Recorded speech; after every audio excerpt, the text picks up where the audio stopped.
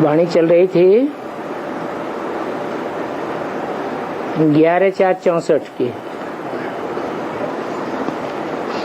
और दूसरे पेज के अंत में बात चल रही थी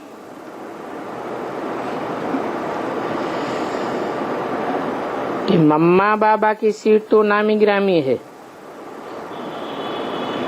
क्योंकि ये तो लक्ष्मी नारायण बनते हैं, जिसको स्वराज्य कहा जाता है। ये है स्वराज्य के लिए राम का यज्ञ। तो तुमको स्वराज्य मिलता है, क्योंकि राम बाप को कहा जाता है। बाप का तुमको वर्षा मिलता है। जो भी सब मनुष्य मात्र हैं, इस रुद्र ज्ञान यज्ञ में सब स्वाहा होने वाले हैं।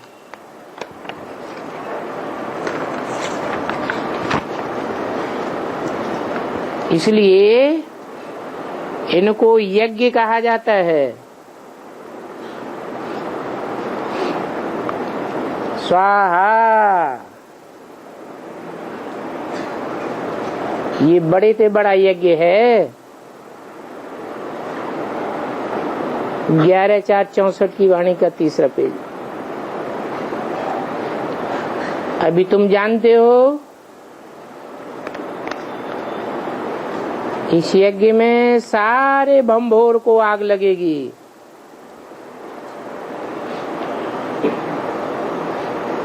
और तुम अभी आते हो बाबा के पास पुरानी दुनिया छोड़ देने के लिए। तुम्हारी बुद्धि में आ गया है आप मुए मर गई दुनिया।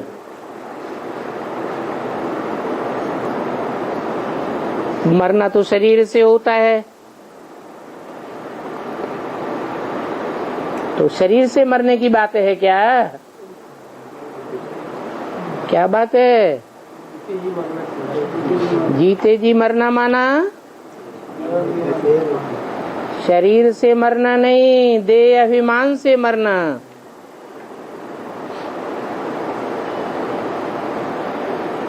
तो कहावत है आप मुए मर गई दुनिया। तो तुम अशरीरी हो जाते हो, आत्मा तो मरती नहीं। अशरीरी होने की बात है।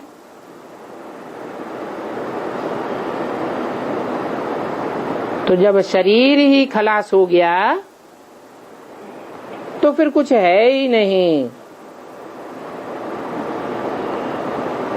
देह अभिमान का नाम निशान खलास हो गया तो फिर तुमको जरूर नया शरीर मिलता है।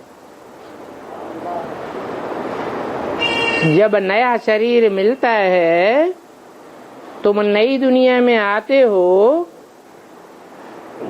तो नई दुनिया का ख्याल होता है। अभी करना क्या है? पहले पहले पुरानी दुनिया को बुद्धि से छोड़ने की बात है। शरीर का भान छोड़ शिव बाबा के गले का हार तुम बनते हो। बाबा तो निराकारी है ना, तो गले का हार भी कैसे बनेंगे? देवान वाले बनेंगे या जो निराकारी बनेंगे वो बनेंगे? बाबा कहते हैं मेरे में जो गुण हैं वो तुमको सिखलाता हूँ। कौन कहता है? शिव बाबा कहते हैं कि मेरे में मुख्य गुण कौन सा है?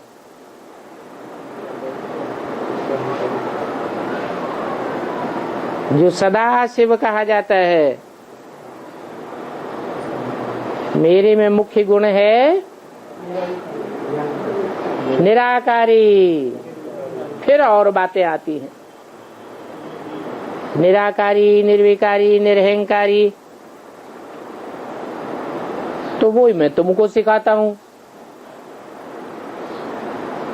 दूसरा तो कुछ नहीं सिखाता।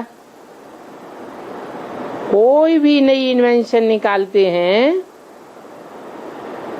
तो उसकी वृद्धि राजाओं के द्वारा कराते हैं।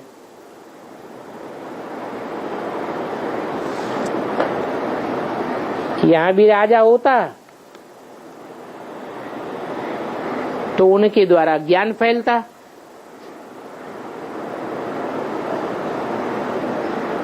तो यहां ब्राह्मणों की दुनिया में कोई राजा नहीं जो ज्ञान फैले।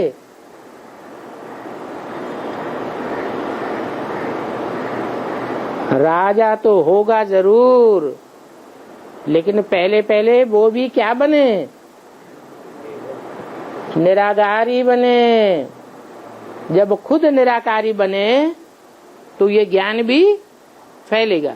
इसलिए अव्यक्त वाणी में भी बोला, जब तुम बच्चे अव्यक्त बन जावेंगे तो तुम्हारी प्रत्यक्षता, बाप के साथ तुम्हारी भी प्रत्यक्षता हो जाएगी। तो राजा होता तो उनके द्वारा ज्ञान फैलता, क्योंकि राजा में ताकत रहती है। तो बाप ने तुमको ये इन्वेंशन बता दी। क्या बता दी है? क्या बाबा ने इन्वेंशन बता दी? कौन सी खोज की नई बात बता दी जो नाम वाला हो जावे दुनिया में है? जितना जितना निराकारी बनेंगे उतना उतना ज्ञान की और बाप की प्रत्यक्षता होती जाएगी। अभी तुम जान गए हो कि स्वर्ग की स्थापना कैसे होती है। कैसे होती है? अरे अभी तो बताया।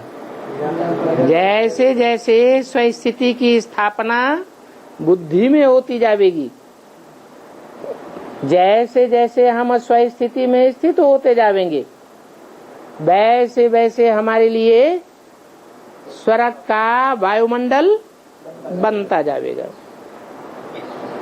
अभी देखो स्वर्ग की स्थापना में कितना माथा मारना पड़ता है। क्यों मारना पड़ता है? क्योंकि घड़ी घड़ी देवान आ जाता है।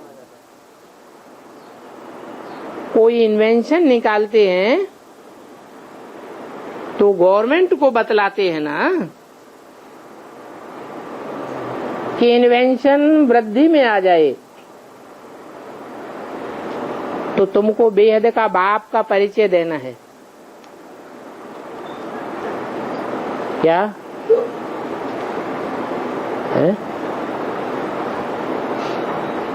गवर्नमेंट को बताएं। क्या बताएं?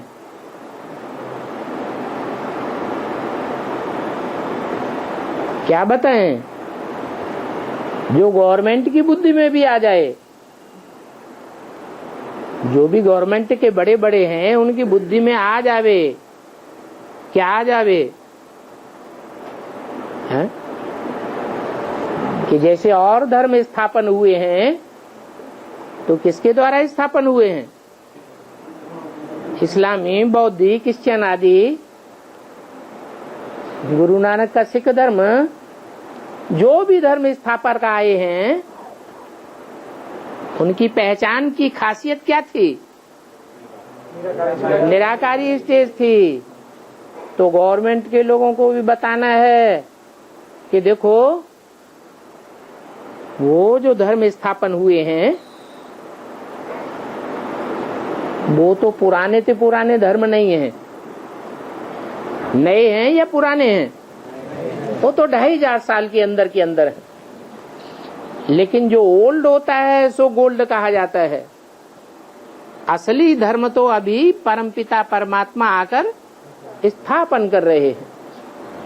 तो जिसमें आकर के स्थापन करते हैं वो पहला धर्म पिता जो सनातन धर्म का धर्म पिता कहा जाता है, ब्रह्मा की अव्वल नंबर औलाद सनत कुमार, वो प्रत्यक्ष हो चुका है।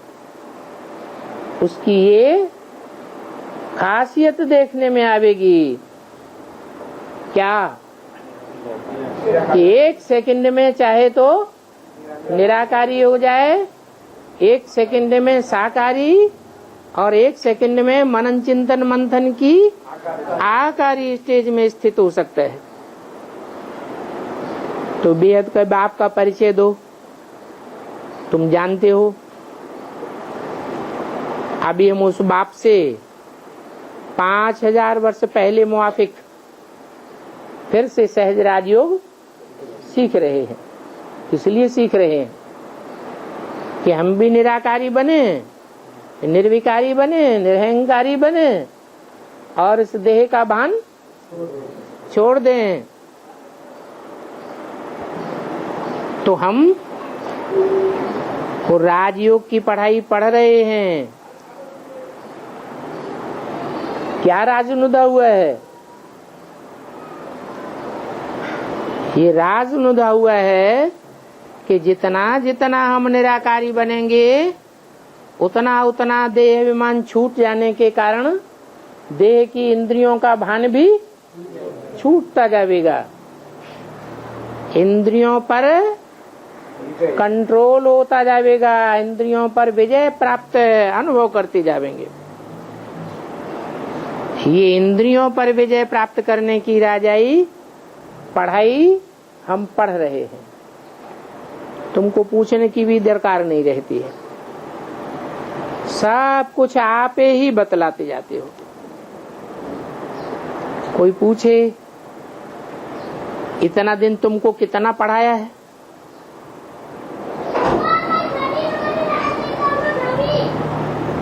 पढ़ाते पढ़ाते अब तुमको रिवार्ड भी देते हैं ना। कोई रिवार्ड मिला क्या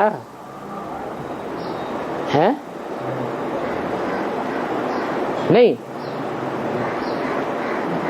73 में अव्यक्तवाणी में जिक्र किया था, ये जो मेला हो रहा है रामलीला ग्राउंड दिल्ली में, इसका रिवार्ड निकलेगा 1st, 2nd, 3rd रिवार्ड। स्थूल प्रदर्शनी की सजावट का रिवार्ड ये दीदी दादियां देंगी। जो चैतन्य प्रदर्शनी है उसकी सजावट का रिवार्ड बाप दादा देंगे। तो कुछ दिया क्या है? कुछ नहीं दिया, ऐसे ही झूठा बोल के चले गए हैं।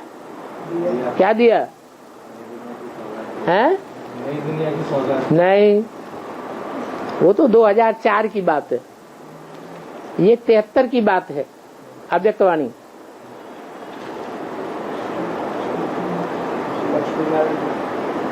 नहीं, वो लक्ष्मी नारायण वाली बात तो सन 66 में ही 66 में ही डिक्लेयर कर दी थी कि आज से 10 वर्ष पहले नहीं, आज से 5000 वर्ष, आज से 10 वर्ष कम 5000 वर्ष हुए जब लक्ष्मी नारायण का जन्म हुआ।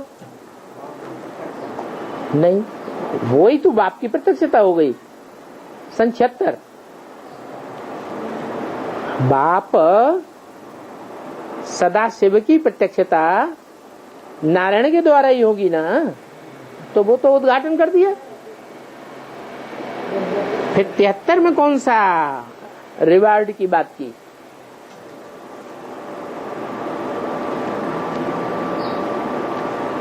तीन नंबर डिक्लेयर होंगे, 1st, 2nd, 3rd। झंडे में एक दूसरे के नीचे दिखाए गए हैं कि नहीं? क्या दिखाए गए हैं? ब्रह्मा पहले नंबर में, सबसे ऊपर शंकर, 3 नंबर प्रत्यक्ष होंगे। ब्रह्मा, बाप और जगदम्बा। क्योंकि बाप सदैव माता को आगे रखते हैं, ब्रह्मा से विष्णु। तो वैष्णवी शक्ति पहले प्रत्यक्ष होगी, बाप पीछे पीछे प्रत्यक्ष होता है, फिर जगदम्बा। तो ऐसे ऐसे पॉइंट्स धारण करके लिखो कि ये जो तिरंगा झंडा है वो किस बात की यादगार है। जो बड़े फकुर से 15 अगस्त 26 जनवरी को झंडारोहण करते हैं, बोलते हैं क्या, झंडा ऊंचा रहे हमारा विजयी विश्व। तो क्या कपड़े का झंडा विजयी विश्व करके दिखलाता है? फिर जरूर कोई चैतन्य आत्माएं हुई होंगी ना। उन चैतन्य आत्माओं ने 3 प्रकार के शरीर रूपी वस्त्र को, शरीर रूपी झंडे को धारण किया होगा। 3 प्रकार के उस शरीर रूपी चरित्र बजाए होंगे। लाल रंग किस बात की निशानी है? क्रांति की होगी, ज्ञान की क्रांति होती है पहले पहले। फिर सफेद रंग दिखाया है, काय की क्रांति होती है? प्योरिटी की प्रत्यक्षता होती है। दुनिया के सारे काम प्योरिटी से होते हैं, प्योरिटी के बगैर कोई काम सफल नहीं होता है। और सबसे नीचे ब्रह्मा का हरा रंग दिखाया गया। आएगा आएगा आएगा, क्या आएगा? हैं? अरे हरियाली आएगी दुनिया में। हरियाली आएगी या आग लगेगी? हैं? आग तो लगेगी, लेकिन जिसके अंदर ये लगन लगी हुई थी कि मैं हरियाली की दुनिया में जाके जन्म लूंगा, वो तो हरियाली की दुनिया में ही जन्म लेगा या आग से प्रभावित होगा? वो तो शरीर छोड़ गया, वो आग से प्रभावित होने वाली बात तो है ही नहीं। तो ऐसे ऐसे पॉइंट विचार सागर मंथन करके धारण करके लिखो। बुद्धि में ये पक्का रहना है कि अब ये 84 जन्मों का खेल पूरा हुआ। खेल पूरा होता है तो सबको वापस घर जाना है। घर से फिर नंबरवार आवेंगे या इकट्ठे आ जावेंगे रंगमंच पर। वो नाटक होता है तो उसमें भी इकट्ठे आ जाते हैं या धीरे धीरे करके आते हैं। धीरे धीरे करके रंगमंच पर प्रत्यक्ष होते जावे। ये दुनिया भी एक बेहद की नाटकशाला है, रंगमंच है। इसमें भी सतयुग के आदि से लेकर के कलयुग के अंत तक 500 करोड़ ये बेहद के एक्टर्स हैं जो इस सृष्टि पर टाइम टू टाइम आते रहते हैं। सतयुग में बहुत थोड़े होंगे या ज्यादा होंगे? सतयुग में बहुत थोड़े होते हैं। अभी तो कलयुग में देखो कितने मनुष्य हैं। इतनी संख्या हो गई है कि पूरा खाने को भी नहीं मिलता। जहां तहां से अनाज मंगाते ही रहते हैं। अब इतना सारा अन्न इकट्ठा करें या बनावें, वो भारतवासी खावें, सो तो कर ही नहीं सकते। क्यों? क्योंकि तुम तो जानते हो लड़ाई तो जरूर होनी है। स्टीमर आना ही बंद हो जावेंगे। विदेशों से अनाज भर भर के मंगा लेते हैं ना, क्योंकि विदेशों की तो जनसंख्या कम है, खाने वाले कम है, और इंडिया में खाने वाले ज्यादा हैं। विदेशों में तो मछलियां पकड़ पकड़ के खाते रहते हैं, अंडे खाते रहते हैं, गोश्त खाते रहते हैं। उन्हें तो अनाज की इतनी दरकार भी नहीं पड़ती। और इंडिया में तो ज्यादातर लोग शाकाहारी है, तो यहाँ तो अनाज की बहुत दरकार पड़ेगी। लेकिन जब लड़ाई छिड़ जाएगी देशों में तो क्या हाल होगा? स्टीमर आना ही बंद हो जाएगा।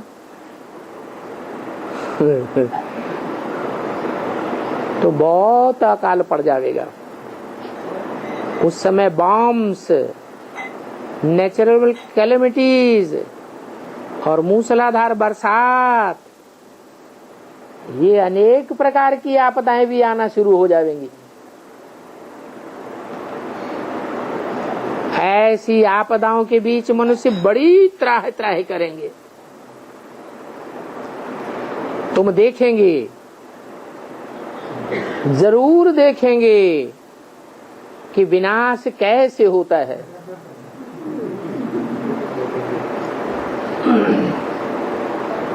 रिहर्सल तो होती रहती है, अभी भी बीच बीच में रिहर्सल तो, भुज में रिहर्सल हुई थी कि नहीं 10 साल पहले?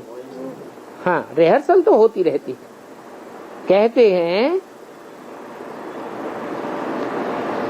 एक दूसरे को धमकी देते हैं। चीन और रशिया को तो हम ऐसे इतने में ही चुटकियों में उड़ा देंगे। अब तुम बच्चे जानते हो कि ये तो लड़ करके उड़ावेंगे ही। क्या? ये तो आपस में लड़ करके उड़ावेंगे ही। कौन लड़ेंगे? रशिया और अमेरिका रूपी यादव जो हैं वो आपस में वो तो लड़ेंगे ही। हमें तो पता चल गया है कि महाभारत में जो प्रसिद्ध यादव दिखाए हैं, जिनकी बड़ी बड़ी महलमानियां अटारियां होती थी, बड़े बड़े धनाढ्य होते थे, बड़े बड़े शराबी होते थे, ऐसा लिखा हुआ है ना। तो वो कौन है? रूस और अमेरिका। वो आपस में लड़ेंगे और एक दूसरे को खलास कर देंगे। तो तुम समझ गए हो कि यादव, कौरव और पांडव किसको कहा जाता है और वो अभी क्या कर रहे हैं। कौरव पांडव क्या कर रहे हैं? यादव तो विदेशी हो गए, कौरव पांडव तो स्वदेशी हैं। कौरव वो हैं जो कौओं की तरह काव काव बहुत करते रहते हैं, काव काव करते रहते हैं और भ्रष्टाचार फैलाते रहते हैं। 5 स्टार होटल खोलते रहेंगे और उनमें व्यभिचार फैलाते रहेंगे। और पांडव किसको कहा जाता है? पांडव कहा ही जाता है पंडे की औलाद। पांडव, पंडा बाप है, उसकी तुम औलाद हो। उनके प्लान्स देखो, कौरव क्या प्लानिंग कर रहे हैं। एक तरफ भ्रष्टाचारी बनते जा रहे हैं और दूसरी तरफ दिल्ली को स्वर्ग बनाने में लगे हुए हैं। और दिल्ली स्वर्ग बनेगी कि नरक बनेगी? पहले कब्रिस्तान बनेगी या परिस्तान बनेगी? जैसे कर्म करेंगे वैसे ही रिजल्ट सामने आएगी। और तुम अपना प्लान देखो, तुम क्या प्लानिंग कर रहे हो? है कि हम अपन को जितना स्वस्थिति में लगाएंगे, भेजेंगे, डालेंगे, उतना हम स्वर्ग में खुद को अनुभव करेंगे। स्वर्ग माने क्या? स्व माने आत्मिक स्थिति और ग माने गया। तो स्वर्ग माने क्या हुआ? जितना जितना आत्मिक स्थिति में जाएंगे उतना उतना हम सुखी होते जाएंगे। ऐसे तो शास्त्रों में भी लिखा हुआ है, कुरान में तो साफ लिखा हुआ है कि जब विनाश बरपा होगा, कयामत होगी, तो खुदा के बंदे बड़े आराम से स्वर्ग की भांति जन्नत की तरह रहेंगे। तो देखो तुम्हारे प्लान क्या है, उन कौरवों का प्लान क्या है? तुम्हारा तो सच्चा प्लान है, उनका है दिखावे का। तो वो कहते हैं हम इतना अनाज देंगे जो वहां से काब नहीं मंगाना पड़ेगा। क्या हम इतना अनाज देंगे पैदा करके इंडिया में कि भारत के अलावा हमें दूसरे देशों से अनाज मंगाना ही नहीं पड़ेगा। कितने डैम्स आदि बनाते रहते हैं।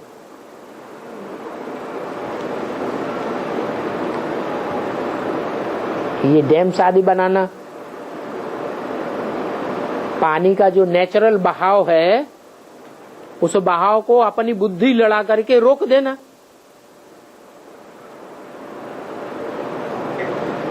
ये नेचर का विरोध करना चाहिए है? नहीं करना चाहिए। पृथ्वी के अंदर कुछ पता नहीं है कहाँ पे क्या हो रहा है।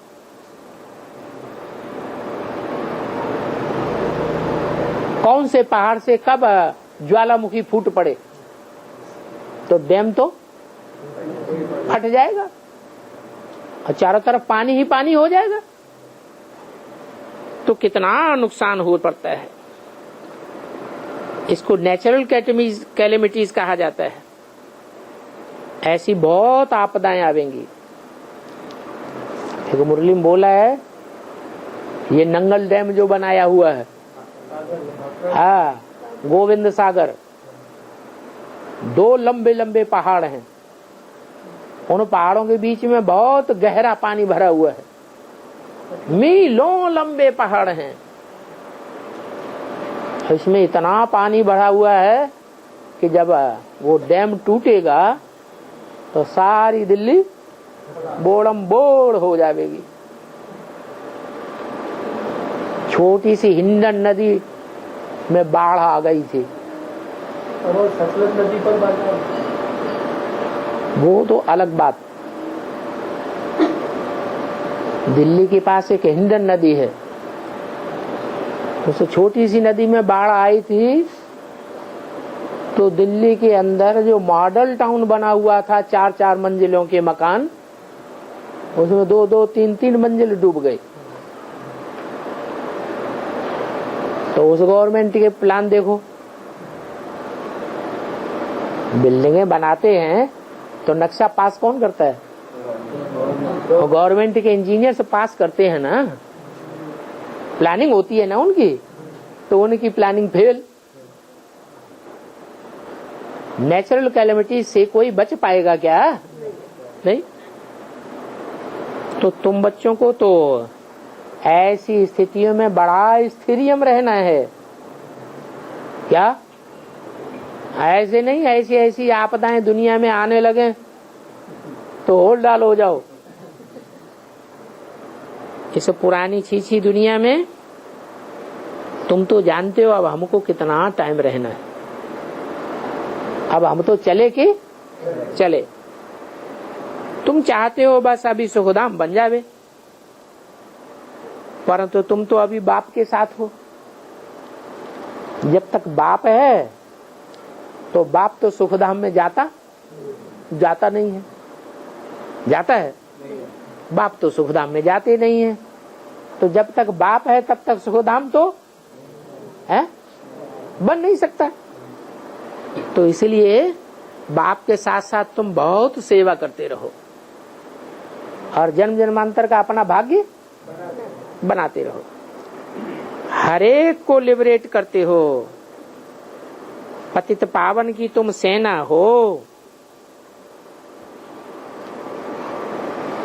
तो सबको पावन बनाने में तुम्हारा भी हिस्सा लगता है। सबको पावन बनाते हो। समझाना पड़े कि 5000 वर्ष पहले भी हमने ये राखी बांधी थी। कौन सी राखी? ये पवित्र रहने की राखी बांधी थी। जितना जितना हम अभी पवित्र रहेंगे, मन बुद्धि को विकारों से परे रखेंगे, उतना उतना हम अपने लिए स्वर्ग स्थापन करते रहेंगे, निर्विकारी दुनिया बनाते रहेंगे। सतयुग त्रेता में तो फिर ये राखी बांधने की दरकार ही नहीं रहती है। क्यों? वहां तो पवित्र ही होते हैं, वहां कोई देह अभिमानी बनता ही नहीं। ये देह अभिमान की इंद्रियां वहां काम करती नहीं। हाँ, फिर द्वापर से ये रस्म शुरू होती है। कौन सी रस्म? भ्रष्ट इंद्रियों से भ्रष्ट कर्म करने की रस्म कहां से शुरू होती है? द्वैतवादी युग से शुरू होती है, जहां रावण का राज्य चल जाता है। वो है ही भक्ति मार्ग। रावण से आती है भक्ति और राम से आता है ज्ञान। तो द्वापर युग से होता ही है भक्ति मार्ग। तुम जानते हो, अभी हम बच्चे आए हैं बाप के गले का हार बनने के लिए। तो क्या करना पड़ेगा? है? गले का हार बनने के लिए आए हैं, तो कैसे बनेंगे? स्वयंवर होते थे तो कन्या वर के गले में हार डालती थी, तो समान के गले में हार डाला जाता है या भिखमंगे के गले में हार, कोढ़ी के गले में हार डाल देगी? समान होना चाहिए ना। गला हार बनने के लिए तो क्या करना पड़े? कहाँ समान बनना पड़े? जैसे बाप निराकारी, वैसे हमारी स्टेज भी निराकारी, निर्विकारी, निरहंकारी स्टेज झलकनी चाहिए। तो देखो अभी बच्चों को कितनी खुशी होती है। क्या? किस बात की खुशी है? नहीं, हमने निराकारी, निर्विकारी, निरहंकारी बनने वाले बाप को पहचान लिया है। हमने पहचाना है और हम औरों को पहचान दे भी रहे हैं। बस अभी हम गए कि गए? कहाँ गए हैं? ऊपर गए कि नीचे गए?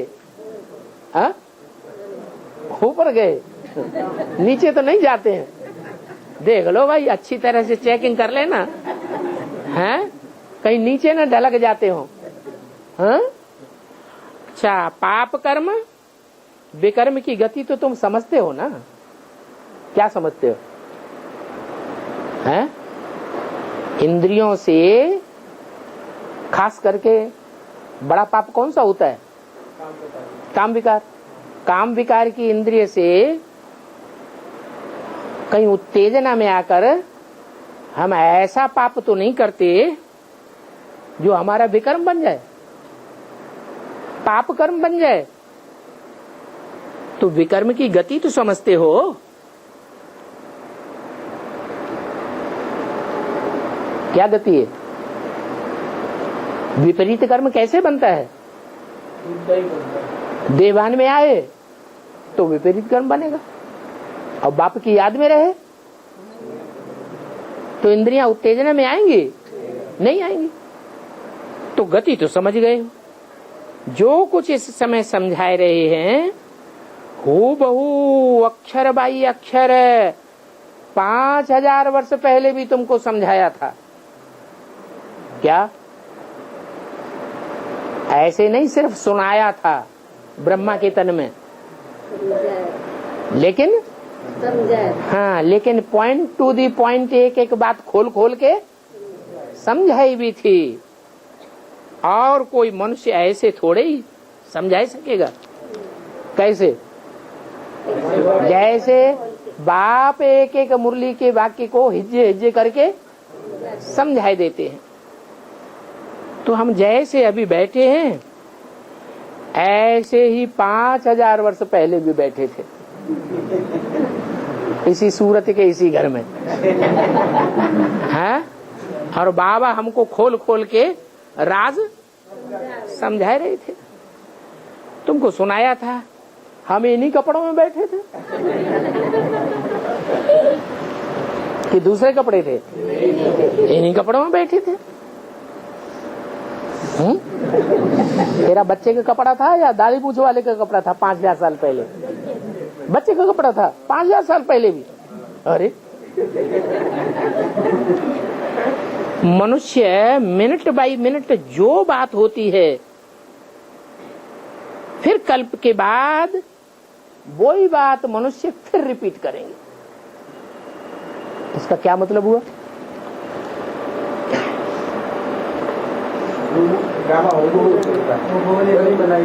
हाँ, कि हमारी हरेक की आत्मा में जो पार्ट भरा हुआ है वही पार्ट हम 5000 वर्ष बजाते हैं। इसका मतलब हम कुछ नहीं करते, हाँ? हम कुछ नहीं करते, ऑटोमेटिक हमारी आत्मा में जो रिकॉर्ड भरा हुआ है वही रिकॉर्डिंग बजती रहती है। हम देह अभिमान में आके अहंकार में आ जाते हैं। क्या अहंकार में आ जाते हैं? मैंने ये किया। ये मैंने कहाँ से आता है? देह भान से ये मैंने आता है। नहीं तो वास्तव में न हम कुछ करते हैं न हम किसी से कुछ करा सकते हैं। वास्तव में प्रकृति के नियमानुसार सब कुछ अपने आप घटित होता है। तो ये बातें सिवाय तुम्हारे कोई की बुद्धि में नहीं है। वो भी जो सर्विसेबल बच्चे हैं वो इन बातों को समझ सकते हैं। क्या? कैसे सर्विसेबल? इन बातों को जो सुनते हैं और दूसरों को फिर सुनाते हैं उनकी बुद्धि में पक्का हो जाता है। जो सुन तो लेते हैं लेकिन दूसरों को सुनाते नहीं है, मनन चिंतन मंथन चलता नहीं है, तो उनकी बुद्धि में से ज्ञान उड़ जाता है। तो ऐसे सर्वसेवल बच्चों की बुद्धि में धारणा हो सकती है। ये बात ध्यान में रखना है कि हम इस वर्ल्ड ड्रामा के एक्टर्स हैं। कल पहले भी हमने ऐसे ही पुरुषार्थ किया था जैसे अभी कर रहे हैं। क्या? कल पहले भी ऐसे ही पुरुषार्थ किया था जो अब बाप हमसे कराए रहे हैं। कल बाद भी फिर ऐसा ही हमारा पार्ट होगा। यही गीत आदि फिर बजते रहेंगे। कितनी वंडरफुल समझने की बातें हैं। बाप कहते हैं इस पुराने शरीर को भी भूल जाना है। क्या कारण बताया? ये जो पार्ट वाला ड्रामा में चल रहा है इसका मूल कारण क्या है? परमधाम से जब उतरे थे तब देवान था? नहीं था। तब निराकारी स्टेज थी। जैसे ही सब 5 तत्वों की दुनिया में आए वैसे ही कुछ न कुछ देवान सत्युग के आदि से ही आंखों में देवान आया या नहीं आया? आया। आंखों में देवान आया। भले सात्विक स्टेज का देहभान था, अब विचारी देहभान था या विचारी था? अब विचारी देहभान था, लेकिन था तो देहभान। देह का आकर्षण तो था ना। तो ये दुनिया ही ऐसी है। प्रकृति के 3 गुण इसमें समाये हुए हैं, सत्व रज और तम। ऐसा कोई भी मिनट सेकंड भी नहीं होता जिसमें 100% सत्य ही समाया हुआ हो। क्या? सतयुग से लेकर के कलयुग के अंत तक, जब तक बाप की प्रत्यक्षता न हो या जब तक इस दुनिया का विनाश न हो, तब तक प्रकृति के 3 गुण पूरे पूरे हरेक में कार्य करते हैं। हाँ, जिनका देहभान संगम युग में खलास हो जाता है वो प्रकृति के 3 गुणों से परे हो जाते हैं। उनके ऊपर फिर प्रकृति का कोई चाल, न माया की कोई चाल चलती है और न प्रकृति के 5 रावण के जो सिर हैं उनकी कोई चाल चलती है।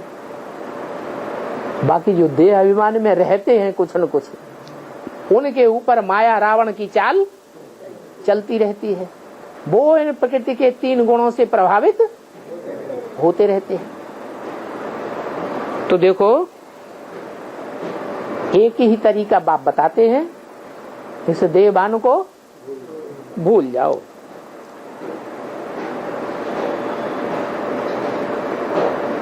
सत्युग आदि से ही आत्मा इस सृष्टि पर आती है और देहभान में गिरना शुरू हो जाती है, प्रकृति के चंबे में आ जाते हैं। भले प्रकृति सतो प्रधान होती है तो भी हमें बंधन में बांध तो लेती है ना, देह अभिमान के बंधन में। तो प्रकृति सारा कार्य करवा रही है या हम कर रहे हैं? प्रकृति ही सारा कार्य करवा रही है। प्रकृति के 3 गुण सत्व रज तम, वो सदैव इस सृष्टि पर 5000 साल काम करते रहते। मनुष्य क्या समझता है? देह अभिमानी मनुष्य समझता है हम कर रहे हैं। तो इस शरीर को भूल जाना है। बेहद का बाप कहते हैं अब अशरीरी बन जाओ। और दूसरा कोई तरीका नहीं है। माया और प्रकृति को जीतने का दूसरा कोई तरीका नहीं है। न माया को जीत सकेंगे अशरीरी बने बिगर, और न प्रकृति के 3 गुणों को पार पाए सकेंगे। आत्मा को ही दुख फील होता है। आत्मा कहती है हम ये शरीर छोड़ फिर दूसरा लेंगे, ये बहुत पुराना शरीर है, अब जाना है फिर नई दुनिया में, वहां शरीर भी नया हमको मिलेगा। ये तुम्हारी बुद्धि में बैठ गया है ना? क्या नई दुनिया में हमको नया शरीर किस आधार पर मिलेगा? कौन सा पुरुषार्थ? जितना जितना हम निराकारी बनेंगे, देह का भान छोड़ते जावेंगे, उतना उतना हम नई दुनिया में सुख को अनुभव करेंगे। 11/4/64 की वाणी का 4था पेज। इसको कहा जाता है सतयुग की नई दुनिया। तुम जानते हो बरोबर बाबा से प्राप्ति तो हमें मिलनी ही है। क्या प्राप्ति मिलनी है? बाबा को याद करेंगे तो प्राप्ति क्या मिलेगी? हैं? अभी क्या वर्षा तो मिलेगा सतयुग में, अभी क्या मिलेगा? जितना जितना याद करेंगे उतना उतना क्या प्राप्ति मिलेगी? अरे डकैत को याद करेंगे तो क्या मिलेगा? चोर को याद करेंगे तो क्या मिलेगा? अरे हैं? चोरी डकैती के गुण मिलेंगे कि नहीं मिलेंगे? अब बाप को याद करेंगे तो क्या मिलेगा? क्या है बाप का विशेष गुण? निराकारी स्टेज बनेगी। जितनी जितनी निराकारी स्टेज बनेगी उतना हम देहभान से परे होते जाएंगे, स्वस्थिति में स्थित हो जाएंगे। तो इसी दुनिया में हम स्वर्ग का अनुभव करेंगे, प्रकृति के बंधन से मुक्त अनुभव करेंगे। अभी अभी ऐसे नहीं, सतयुग में अनुभव करेंगे। कहाँ अनुभव करेंगे? इस दुनिया में ही हम प्रकृति के गुणों से परे हो जाएंगे। क्या कैसी स्टेज बन जाएगी? निराकारी, निर्विकारी, निरहंकारी स्टेज बन जाएगी। द्वापर से लेकर अपने कर्मानुसार लौकिक बाप से वर्षा लेते आए हो। क्या जैसे जैसे कर्म किए हैं कर्मों के अनुसार वर्षा लेते आए, जन्म जन्मांतर और 21 जन्म।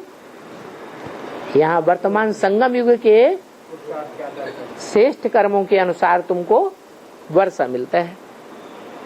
सतयुग त्रेता में तो इस जन्म की प्रारब्ध की मिलती है। किस जन्म की? संगम युगी, जो पुरुषोत्तम संगम युगी जन्म है, इस जन्म की बाप हमें जो प्रारब्ध देते हैं वो मिलती है। और द्वापर कलयुग से लौकिक बाप की प्रारब्ध मिलती है। लौकिक बाप जो देते हैं, चाहे लौकिक बेहद का बाप हो और चाहे हद का बाप। बेहद का बाप बेहद की प्राप्ति कराते हैं। क्या प्राप्ति करावेंगे द्वापर कलयुग में? वहां लौकिक में बेहद का बाप होगा या नहीं होगा? कि परमधाम में पड़ा रहेगा? है? होगा। तो कुछ प्राप्ति कराएगा या नहीं कराएगा? क्या प्राप्ति कराएगा? जो जो धर्म पिताएं आते हैं वो आकर सिर्फ अपना धर्म स्थापन करते हैं, राजाई स्थापन नहीं करते। और जो बेहद का मनुष्य सृष्टि का बाप है वो हर धर्म में अपने ग्रुप के साथ जन्म लेकर के राजाई स्थापन करता है। तो राजाई का वर्षा सभी धर्म वालों को उस समय बेहद के मनुष्य सृष्टि के बाप से मिलता जाता है। तो बताया कि लौकिक बाप से वर्षा लेते आए हो कर्मों के अनुसार द्वापर युग से, चाहे वो लौकिक बाप हद का हो एक जन्म का और चाहे वो बेहद का 500 करोड़ का मनुष्य सृष्टि का बाप हो। वहां कौन से बाप से वर्षा मिलता है? द्वापर कलयुग में हद के बाप से वर्षा मिलता है। हद के बाप से वर्षा तो मिलता है, लेकिन वो हद का बाप एक जन्म का होता है। और लौकिक बाप होता है या अलौकिक होता है या पारलौकिक होता है? लौकिक बाप होता है। अब वो लौकिक बाप हद का भी हो सकता है, लौकिक बाप एक जन्म का भी हो सकता है और 84 जन्मों का भी। प्रारब्ध बनाने वाला वो बेहद का मनुष्य शक्ति का बाप भी हो सकता है। भले हम पहचानते नहीं हैं, लेकिन हर धर्म की राजाई स्थापन करने वाला कोई न कोई बाप होता जरूर है। यहाँ से तुम प्रारब्ध बनाकर जाते हो। क्या कहा? कौन सी प्रारब्ध बना के जाते हो? सतयुग त्रेता की प्रारब्ध बनाकर जाते हो? कहाँ की प्रारब्ध बना के जाते हो? यहाँ से सतयुग त्रेता की प्रारब्ध बना के जाते हो। यहाँ ऐसे नहीं कहेंगे कि द्वापर कलयुग की प्रारब्ध बना के जाते हो। यहाँ के कर्मों के अनुसार जो हम श्रीमत के अनुकूल चलते हैं, कर्म करते हैं, उससे हम सतयुग त्रेता में वर्षा पावेंगे। लेकिन द्वापर कलयुग में जो मिलेगा हमको राजाई या गधाई का सुख अथवा दुख, वो इस जन्म के आधार पर मिलेगा या द्वापर कलयुग के कर्मों के आधार पर मिलेगा? द्वापर कलयुग में जो हम कर्म करेंगे उसके अनुसार वर्षा मिलेगा। वहां कर्म कराने वाला कोई होगा या नहीं होगा? होगा? है? नहीं। यहाँ हम संगम युग में जो कर्म करते हैं, श्रीमत के अनुकूल जो कर्म करते हैं, उनका वर्षा सतयुग त्रेता में मिलता है 21 जन्म का। और श्रीमत के बरखिलाफ जो कर्म करते हैं उसका हिसाब किताब द्वापर कलयुग में इस जन्म के अनुसार नहीं मिलेगा। लेकिन हमारे अंदर संस्कार भर जाते हैं वो देह अभिमान के, जो हम श्रीमत को छोड़ अपनी मनमत या मनुष्यों की मत पर कर्म करने लग पड़ते हैं। तो वो ही देह अभिमान वहां भी द्वापर युग से शुरू हो जाएगा। और देह अभिमान के आधार पर हम जो कर्म करेंगे वो सतयुग त्रेता के आधार, पद के आधार पर ही हमें द्वापर कलयुग में भी हद का वर्षा मिलेगा। अब यहाँ ये समझाया जाता है कि तुमको पूर्व जन्म के भी कर्म कूटने पड़ते हैं। कहाँ? संगम युग में। जो करेगा सो पावेगा। अभी तुम अपनी मेहनत से 21 जन्मों का वर्षा लेते हो। अब जो चाहे सो पुरुषार्थ कर लो। क्या पूर्व जन्म के पाप कर्मों को कूट पीट के खलास करना चाहो तो जल्दी जल्दी कर लो बाप की याद से। बाप की याद में एक और फायदा है, श्रीमत याद आएगी कि नहीं आएगी? श्रीमत याद आएगी तो अच्छे कर्म होंगे या बुरे कर्म होंगे? अच्छे कर्म करेंगे तो कौन से जन्मों का प्रारब्ध बनेगा? सत्युग त्रेता के सुख का ही प्रारब्ध बनेगा, दुख नहीं होगा वहां। और चाहो तो है, चाहो तो ऐसा पुरुषार्थ करो देहभान में रह करके कि न पूर्व जन्म के पाप कटे और इस जन्म के पाप और 100 गुना बढ़ जाए। अगर श्रीमत के बरखिलाफ कर्म करेंगे तो 100 गुना पाप चढ़ेगा या 1 गुना पाप चढ़ेगा? यहाँ 100 गुना पाप चढ़ जाता है।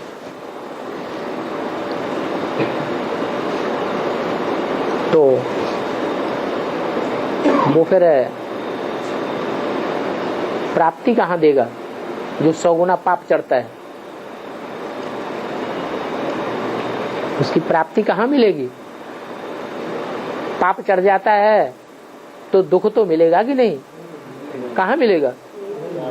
है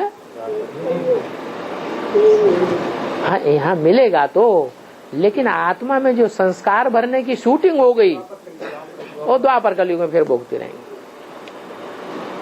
फीमेल भी कितना ऊंचा मर्तबा पाती है, पहले लक्ष्मी फिर नारायण बनते हैं। तो तुम्हारा ये जन्म हीरे जैसा है, इसका मूल्य कोई नहीं आंक सकता। कौड़ी जैसे जन्म से तुम कितने सुखी दुखी बन गए।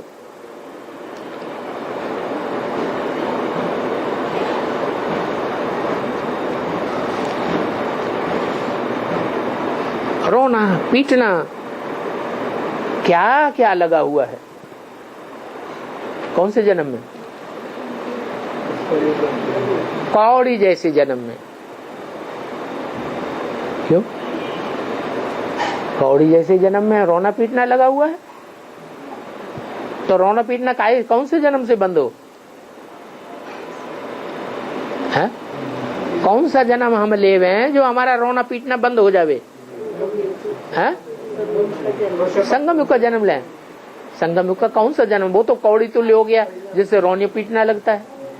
अब हम कौन सा जन्म ले जाए जिससे रोना पीटना तो बंद हो जाए और सुखी ही सुखी हो जाए? कैसे हो जाएंगे?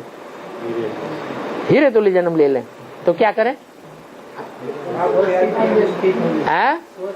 लंदन में रखा हुआ कोहनेरी हीरा चुरा लें, है? गले में लटकाए लें तो हर समय याद बना रहेगा। तो हीरे तुल्य जन्म हो जाएगा? फिर कैसे करें?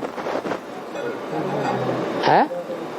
अरे वो स्थूल हीरे की बात नहीं है, ये तो आत्मा के स्मृति की बात है। आत्मा को चेक करना है घड़ी घड़ी। कौड़ी जैसा अंधेरा गड्ढा याद आता रहता है या हीरे जैसी आत्मा याद आती है? 24 घंटे में क्या ज्यादा याद आता है? स्टेज क्या है? निराकारी स्टेज बनती है या देह अभिमान की स्टेज बनी रहती है? क्या स्थिति है? अगर हीरे की याद पक्की हो गई तो सुख मिलेगा इसी जन्म में। अभी अभी सुख का अनुभव करेंगे या दुख का अनुभव करेंगे? घड़ी घड़ी सुख का अनुभव करते रहेंगे। इसलिए कहते हैं कि महाराजा राजा का बच्चा हो तो कौड़ी कौड़ी के लिए मोहताज होगा? नहीं हो सकता। यहाँ तो तुम विश्व का मालिक बनाने वाले के बच्चे बने हो, तो जब वहाँ हेवनली गॉडफादर के बच्चे हैं तो हम दुखी क्यों रहते हैं? क्या कारण हुआ? कौड़ी जैसा जन्म है, कौड़ी को स्मृति में रखते हैं ज्यादा और हीरे की याद भूल जाती है। हीरे की याद माने क्या? नहीं, आत्मिक स्थिति सिर्फ हीरा नहीं है, सबकी आत्मा हीरा है भी नहीं। कोई की आत्मा कौड़ी है अभी और कोई की आत्मा हीरा है। कौड़ी है तो अंधेरा अज्ञान का है या नहीं है? अज्ञान का अंधेरा है तो अनिश्चय आता है या नहीं? अविश्वास पैदा होता है ना? होता है। और अगर आत्मा हीरे जैसी है तो हीरा ही याद आवेगा, हीरो पार्टधारी याद आवेगा या कौड़ी पार्टधारी याद आवेंगे? जैसा संग वैसा रंग लगेगा। तो देखो कौड़ी जैसे जन्म से कितना रोना पीटना लगा हुआ है। आफतों से मनुष्यों को नींद ही नहीं आती है, इतना दुखी होते हैं जो गोली लेकर के आराम करना पड़ता है। अभी बाप कहते हैं आगे चल के तो बड़ा हंगामा होना है, फिर कैसे नींद आवेगी?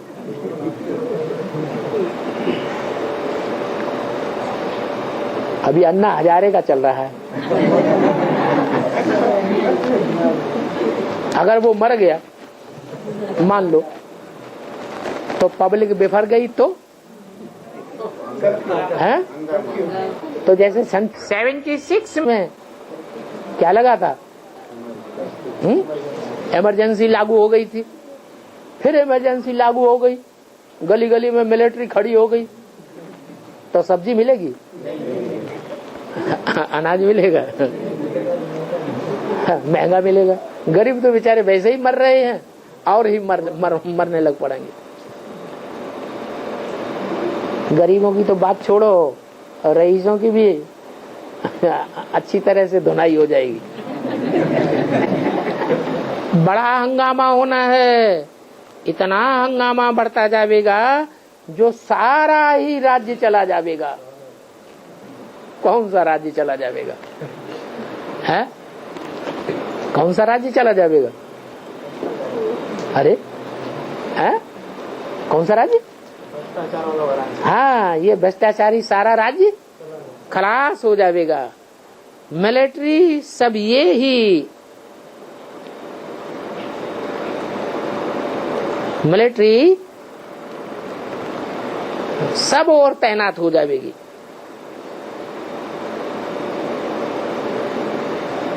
तुमको मिलिट्री से ही फिर राज्य मिलना है। क्या कहा? इसका मतलब लास्ट में नहीं, रूहानी तो होगी, लास्ट में शासन मिलिट्री के हाथ में आने वाला है। पाकिस्तान में तो घड़ी घड़ी मिलिट्री शासन होता रहा, लेकिन इंडिया में कभी मिलिट्री शासन नहीं हो पाया। लेकिन यहाँ का भ्रष्टाचार भी दुनिया का सबसे जास्ती भ्रष्टाचार है, और वो कब ठीक होगा? जब मिलिट्री के हाथ में शासन आवेगा।